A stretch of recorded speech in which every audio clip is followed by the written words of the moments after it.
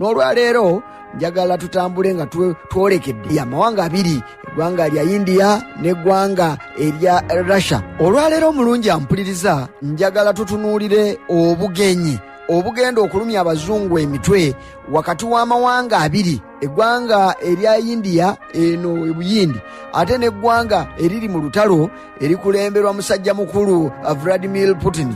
Olwaleero Narendra Modi ow'eggwanga erya India yabitaddemu engatto, oba katugambe abitaddemu engatto ettuntu lya leero, agende mu Mosiko alabe ku mukulu munne ku bugenyi obugenda okukulungula ennaku zigenda kubeera wazinda babbiri.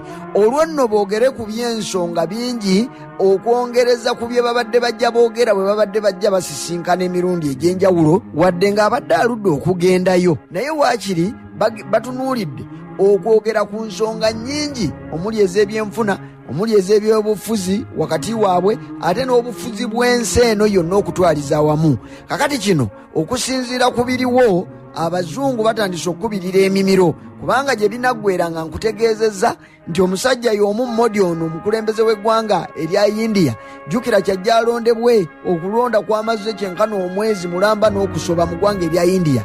Ekisanja ne kimala ne kimuddira. Mu kumuddira, ezimu ku ngendo z'atandise okukola alukoze mu ggwanga lya Russia, abazungu gye bali mu kugugulana nayo olwaleero. Kyokka nga bino abikola ennaku zaakayitambale, yalabiddwako mu lukuŋŋaana olwa G7 olwabadde mu ggwanga erya Itale. Mwana wange eyo gye baasaliddewo abazungu abo boolaba okwongera okuvujjirira eggwanga erya Ukraine balabe nga lisobola okutuyiza eggwanga erya Russia. Jjukira olukiiko ono yalubaddemu, ate kaakati mwe yabadde agenze ku gwoyo gwe baabadde boogerako. Katutambule tulabe. Omulungi ampuliriza, ezimu ku nsonga ezitunuza abazungu enkakaba kwe kulaba nti eggwanga Russia erikulemberwa musajja mukulu Vladimir Putin ne banywanyi be nga China mwali, North Korea n'abalinga nga bwe batyo, mwattu nga basigala tebayina kye beeyongeddeko mu nkolagana n'amawanga amalala. Era ennaku zino zonna bamukolera olukwe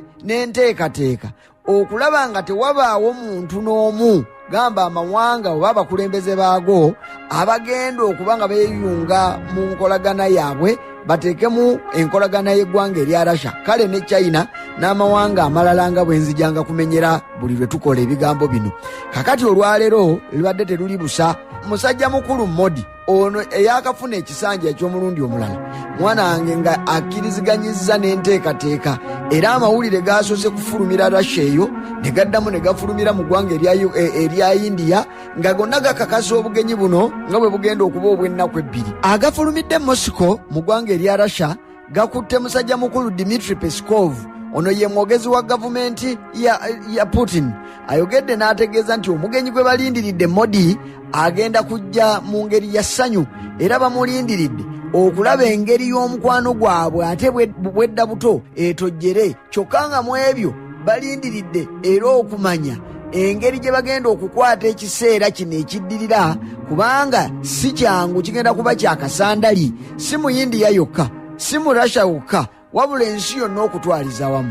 Kakati ebyo mu nnaku bbiri bajja kuba babisalidde amagezi wakati mu ssanyu erisinga ery'omwoki wagonja. Ye omuyambi wa pulezidenti w'eggwanga erya Russia ono ye Yuri Ushakov akkaatiriza obukulu bw'obugenyi buno, era n'akkaatiriza engeri gye bagenda okubukwatamu nga bwegenda okuba ey'ekitiibwa. Kinajjukirwa nti obugenyi buno bwe bujjidde nga Muzeeyi Modi, Prime Minister w'eggwanga erya Russia, yali yasemba okugenda mu ggwanga erya Russia mu mwaka gwa 2019 bwe yagenda mu kitundu Vladivostok mu 2015, gwe mulundi ogwali gusembeddeyo ddala ng'oggyeko guno gwa 2019. Kale nno bamwesunze bya nsusso. Kyokka ne musajja mukulu Prime Minister w'eggwanga erya India bw'abadde asimbula mu ggwanga eryo okugenda mu ggwanga erya Russia, alese awandiise obubaka ku mukutu gwa website ogwa Ministry y'ensonga z'amawanga amalala,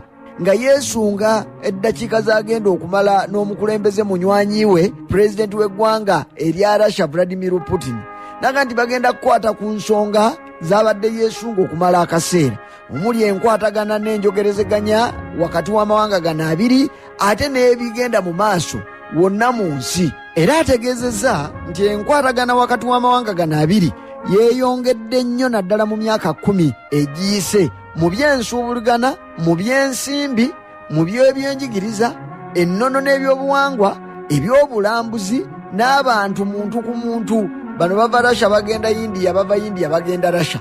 Kale n'empanyisiganya eno yonna ebadde yeetaagamu waakiri okusisinkana ababiri, buli omu n'atunulako munne mu maaso, ate ne balaba bwe bagitemera empangi n'okugifukirira balabe bweyongera okutinta. Musajja mukulu Modi ayogedde na kino nti amawanga gano abiri, Russia n'eggwanga erya India, balina omulimu munene era nga babuvunaanyizibwa ku nsonga y'okuzzaawo emirembe mu mawanga mwegitali, naddala mu bitundu olwaleero ebirimu entalo. Kyokka era musajja mukulu Modi ono agenze yeesunga okusisinkana abayindi abali munda mu ggwanga erya Russia, anyumyemu nabo bamubuulire ekifo eyo, ate naye abanyumize ebifo ewaabwe. Mwattu obugenyi buno bwa ngeri bbiri ez'ebyafaayo. Guno gwe mulundi ogusookedde ddala kasookedde musajja mukulu Prime Minister Modi ow'eggwanga erya India awangula kalulu mu kisanja eky'omulundi ogwokusatu. Kyokka nga era gwe mulundi ogusookedde ddala Modi okukyalako mu ggwanga erya Russia, kasookedde Russia etandika bizibu by'olutalo yo kyeyita ekikwekweto ekigenda mu maaso munda mu ggwanga erya Ukraine. Kati ensonga ezo bbiri zigatte olabe nga byafaayo era ebigenda okutambulirwako obugenyi buno. Kyokka nga bino byonna bwe biteekebwateekebwa era obugenyi butandikiddwa, watu amawanga g'abazungu si masanyufu n'akamu n'akatono olw'okulowooza nti oba oliawo musajja mukulu Modi akulembera ensi ey'ebuyindi yandibanga abaliira mu ddiba nga musege.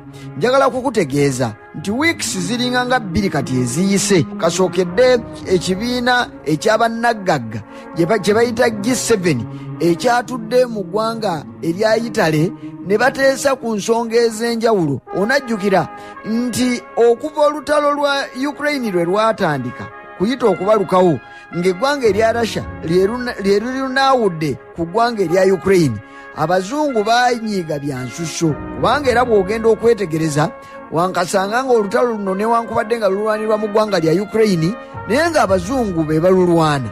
Kyokka wakati mu kululwana ate obusungu baabutadde nnyo ku ggwanga erya Russia.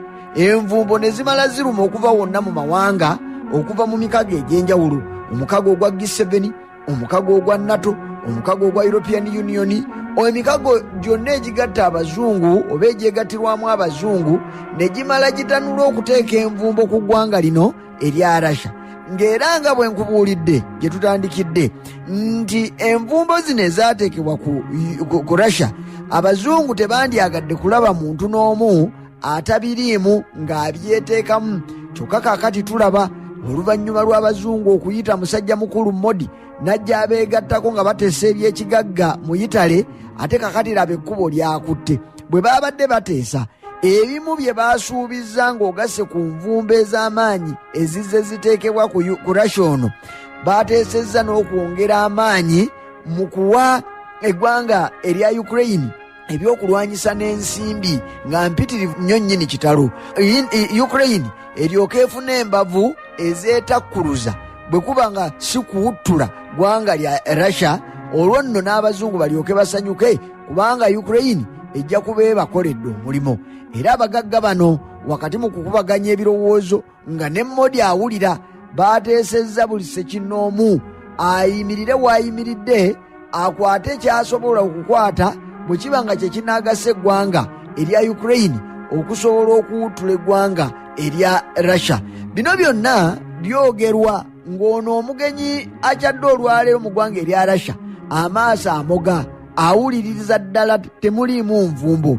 Kati nga wandirowoozeza nti oba oli awo bo bano baalowooza nti kyajjeyo mu lukiiko olwo kigenda muyamba okwongera okuttukiza emmeeme ye n'okwebuulirira ku ebyo byonna ebyogeddwa, alabe waayinza obbayambira okulaba nga bongera okukkatira eggwanga erya Russia. Kyokka era mu ngeri endala abatunuulizi b'ensonga baayogera naye nti abazungu bano oba oli awo okuyita Modi atali mu luse lw'abano abagagga 7, ensi zino 7 nzize nzikumenyera, omuli eggwanga erya Canada, omuli eggwanga erya Amerika, Italy, eggwanga li Bufalansa, eggwanga erya Germany, Bungereza, mpozi ne European Union. Omulungi ampuliriza gano gonna ng'ogasseko ne Japan.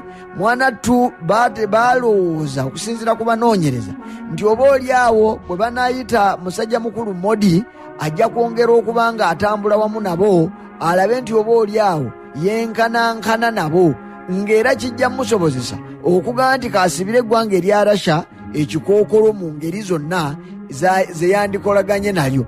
Naye olwaleero obugenyi buno bwongedde okubaggula amaaso nti baali bafuuyira ndiga mulere, kubanga nga tewannayita na bbanga ddene omusajja gwe baalowooza nti oba oli awo taddeyo kakati jakkiridde, era obugenyi n'ekisula gy'agenda okukirya. Naye onajjukira kasookedde olutalo olubeerawo mu ggwanga erya Ukraine, amawanga mangi gavuddeyo ne gavumirira nnyo eggwanga erya Russia, n'amalala ne gakolima, amalala ne gakuba emimiro, nga n'amalala gaasazaamu dda enkolagana wakati w'eggwanga lyabwe n'eggwanga erya Russia. Era ojja kujjukira nti bambasadazi ab'amawanga agatali gamu okuva olutalo lwe lwatandika mu Ukraine baabakimayo dda mu ggwanga erya Russia, era kati bali ku butaka ewaabwe gye baddukanyiza emirimu, ng'olwo lwonna kwongera kulaga Russia nti mubi era tayagalika, tasaanye kubeera mukwano gwa muntu yenna ategeera.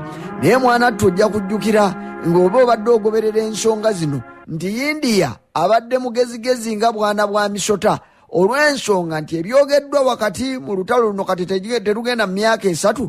Ojjukira yali February 24, olwaleero tugenda mu myaka 3 bwe tunaatuuka mu February w'omwaka ogujja. Naye mu ebyo byonna ebyogeddwa mw'obululu bwonna obukubiddwa obutegekeddwa okusuula n'okulabisa eggwanga erya Russia, ono abadde nampawengwa ng'asigala wakati awo ayimiridde, tavumirira, tavuma, takonjera, talina gwawaayiriza naddala bwe kidda ku ggwanga erya Russia. Mpozi okuleka lwe yawulirwako ng'avumirira ekittabantu n'obutugumbula abantu okugenda mu maaso munda mu ggwanga erya Ukraine. Ate era n'olulala kiri ku likodi nti ono yasisinkana mukulu munne Putin bwe baali ku mukolo ogumu, era nagwo gwali gwa kibiina ekibagatta n'amawanga banywanyi b'eggwanga erya China. Ono n'amugamba nti musajja mukulu, omulembe guno omutebi gwe tulimu si gwa ntalo, kyokka teyawulirwako n'olunaku n'olumu oba oli awo ng'agamba munne nti okoze bubi ono gy'agenza okukyala, kubanga ndowooza yamanya era n'ategeera nti omukwano guno n'enkolagana ey'amawanga abiri agwetaaga. Kale nno newankubadde ng'agenze mu bugenyi, ng'era yabadde mu bugenyi obulala obwa mujja wa Russia obwa G7, naye teyawuliddeko oba teyawuliddwako ng'asimattuka n'ebigambo, ye oluusi mu bulamu weetaaga okubala embeera. Kakati ono bwe yamanya nti bino byombi abyetaaga, abazungu abeetaaga ate n'ono amwetaaga, teyamuvumirira ne gye buli eno. Era tewali kigambo ky'oyinza kujjayo n'oga nti Modi yayogedde ku ggwanga erya Russia mu mbeera etalisaaniza oba etaliweesa kitiibwa. So nno kwe kulaba nti wakati mu katuubagiro ng'azina n'ow'enkufu Russia keebaddemu era keekyalimu, nsanyufu nnyo okulaba ng'eyaniriza Modi mu mbeera efaanana bweti nga bwe bamwesunze bwe nkubuulidde obugenyi engeri gye babutegeseemu. Mwanattu lwa nsonga nti ono tamuyinaako nziro era abaddengawo mu kiseera kino eky'okuluma obujiji. Ababyogera nga banoonyereza bagamba nti ezimu ku nvumbo eziteereddwa oba ezaateekebwa ku ggwanga erya Russia kasookedde olutalo luno lubalukawo mu ggwanga erya Ukraine, kwe kuli okugaana ebyamaguzi ebiringanga amafuta, gaasi n'ebiringanga bwe bityo okugenda mu mawanga amalala. Weewaawo ng'abantu bangi bavumirira Russia, naye ate ne bamala ne bakozesa ebyamaguzi byayo, kubanga Russia eyo giraba ekwatiridde nnyo Europe eyo mu nsonga nnyingi, naddala ey'amafuta ne gaasi. Kakati amawanga gye gali mu Europe awo ate nga ge gamu ku gavumirira eno eggwanga erya Russia, ng'ate gagenda ne gasoobasooba ekiro ne gatambuza ebyamaguzi bya Russia ne babitwala mu mawanga gaabwe, kubanga bo bannambalujega mu by'amaanyi abatasobola kubaako kye beekolera. Kale nno Russia ebagasa bwetyo, newankubadde nga kati ensonga zakyukamu ensonga, naye era bakyagendayo. Kyokka ye India wakati mu katuubagiro kano okufaananako n'eggwanga erya China babadde bagenda kyerengeri ya nnyama ya kisambi, kubanga kyatuuka n'okubanga eggwanga erya Russia lyabasalirako ensimbi omuwendo munene oluvannyuma lw'amawanga okugamba nti gasuddewo ebyamaguzi by'eggwanga erya Russia. Ye Russia n'asalawo akolagane n'amawanga nga ne India oyo mwali. Kale amafuta, gaasi, bingi nnyo nnyini kitalo ebigenze ku katale k'eggwanga erya India kakwogatta n'eggwanga erya China n'amalala agali eyo agajja mu ngeri y'enzikiza ne gamala gafuna bye gaagala munda mu ggwanga erya Russia. Era wakati mu kwaniriza Modi bino byonna tebaganye kubijjukira nti omusajja waabwe ono ababeereddewo era ayiyeewo omubiri mu nsonga ezitali zimu. Ne bw'olaba nga beejaga badde eno beesazanga owakagatta akamu, ensonga y'oweeri yeeyo yankolagana butagivuma. Kyokka era abamanyi eby'omunda bategeezezza nti ne bw'olaba nga Modi yasuzaako kunadde nga fooko mu kabada, si ye yalabye obudde bukyalabe ng'olugendo luno agenda ku nnyonyi alutandike. Mwanatu naye musanyufu era asekera mu kikonde kubanga olutalo luno oluliwo wakati wa Ukraine ne Russia mwattu bwe luba luyiira lumulondedde embazzi olw'ensonga nti ensimbi zaafunye mu kutunda amafuta gaagula mu nsimbi entooleko mu ggwanga erya Russia zibawadde obugagga buyitirivu. Era ebyenfuna by'eggwanga erya India omwaka gw'ebyensimbi ogwaweddeko byabuuse ebitundu 33 ng'ezo zeeyongereza ku bulijjo ku ezo ze babadde bafuna. Naye kizikiza kiyamba mu mizi mu mbeera eyo baazikoledde wakati mu lutalo olugenda mu maaso nga bagula mu ggwanga erya Russia mu ngeri y'ensimbi nga bazibasaliddeko olwo nno ate ne zibayamba okwongera okuteeka amaanyi mu byenfuna yaabwe. Naye nno munnange ebintu bizibu. Waliwo amawulire agategeerekeseeko nti kano kabadde kaama wakati wa China n'eggwanga erya Russia. Wakati mu bugenyi obugenda okukyazibwa oba omugenyi akyadde okuva e India obugenyi abulye mu Russia, kitegeerekese nti akaama akavudde China kabuulidde Putin pulezidenti w'eggwanga erya Russia nti abayambe mu ngeri esoboka asobole okwogerezeganya wakati mu bugenyi buno obugenda mu maaso, ayogerezeganyeko ne Modi ono. Modi akitegeere nti ebibaawo mwana wange we biggwa biba bisaana biggwe. Olw'ensonga nti newankubadde abasatu bano bakwatagana naye India ne China omukwano tegukyammukira ddala bulungi kubanga kino baasinze kirabira mu lukiiko oba mu lukuŋŋaana olwabadde Kazakhstan olw'abanywanyi ba China lwe baakazaako erya Shanghai Cooperation Organization. Olukiiko luno bwe lwabaddeeyo obutafaanana n'olwo olwali Uzbekistan, Modi gye nkugambye gye yabuulirira Putin nti omulembe guno tegukyali gwa kulwana. Ku mulundi guno Modi teyalabiseeko mu lukuŋŋaana olwabadde e Kazakhstan, weewaawo nga Putin yabaddeyo n'asisinkana musajja mukulu Xi Jinping era ensonga ne ziteesebwa China mwe yeeyamidde okwongera okukulaakulanya ebyensuubulagana wakati mu mawanga gano ageegattira mu Shanghai Cooperation Organization. Modi teyalabiseeyo, yatumyeyo minisita ow'ensonga z'amawanga amalala teebereza ng'abakulu batudde ku mitendera gwa pulezidenti naye ne bamala batuma foreign minister ono bamuyita Subrahmanyam Jaishankar. Mwanattu kyabadde kyennyamiza olwo nno ne kirengerwa nti kituufu alabika musajja mukulu ono Modi ayina akamuluma naye nga teweerabira. Era abamanyi okunoonyereza bakizudde nti enkolagana ya China ne India okuleka nga Putin naye ayina kyagisindiseemu naddala mu bugenyi buno obugenda mu maaso olwaleero kubanga bakijjira ddala ku kyaliwo mu 2020. Enkaayana wakati w'eggwanga erya India n'eggwanga erya China mu kifo oba ku nsalo gye bayita Himalayas mu mwezi ogwa Juni mu 2020 mwana wange yabaleka singa bwe yabasanga. Amawanga gano abiri galwanaganira ku nsalo eyo ezebakayanya eyafuukira ddala ndibassa. Njagala kutegeeza nti waakiri mu kulwanagana okwo India yafiirwa abasajja baayo abalwanyi 20, yo China neefiirwa 4, naye nga buli omu ku bo akaayana nti ekitundu ekyo kikye bwoya. Ate n'omulala naye n'alowooza nti naye kikye ekibaleetedde okugugulana ng'ensonzi mu mugomyo. Kale nno ekyo kigambibwa okuba nga kyaviirako enkaayana oba omutima ogwaganye Modi okugenda mu lukiiko olwo lwabadde e Kazakhstan newankubadde nga banne baakiise. Kakati akaama ke basonsese Putin kamugamba nti wakati mu bugenyi obuliwo olwaleero ayogere ku nsonga eyo wadde nga anaaba tagireese mu lujjudde. Omukulu owe India ategeere nti munywanyi we asaanidde ddala okuba ng'ayisibwa nga munywanyi we. Omulungi ampuliriza, nkubuulidde mu mboozi eno nti waakiri mu bugenyi buno ebimu ku bigenda okutunuulirwa by'ebyafaayo ng'okujja nga bwe mbikunnyonnyodde. Kyokka ekyafaayo ekirala kikoleddwa. Gibadde giweza emyaka 41 nga teriiwo Prime Minister wa ggwanga lya India abinaanika ngatto n'agenda mu ggwanga erya Austria. Narendra Modi musajja mukulu owe India yagenda okusooka abo bonna bazzaddirira abakulembedde eggwanga erya India. Kale nno kitegeerekese nti oluvannyuma lw'okulya obugenyi mu ggwanga erya Russia ne Moscow ku lwokubiri si lwe lwenkya, obugenyi bugenda kuba bwa nnaku 2, agenda kwolekera ggwanga lya Austria, agenda asisinkana abakulu baayo banyumyemu, kubanga ekiseera kibadde kiwanvu kyenkana kikunukkiriza mu myaka 50 nga bano teboogerezeganya mu ngeri ya kukyalirigana.